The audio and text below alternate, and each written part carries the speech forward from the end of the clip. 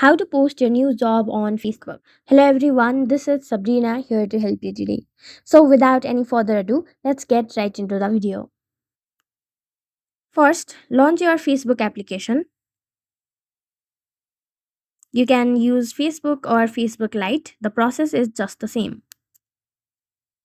After that, go to your profile icon or you can directly go to what's on your mind section.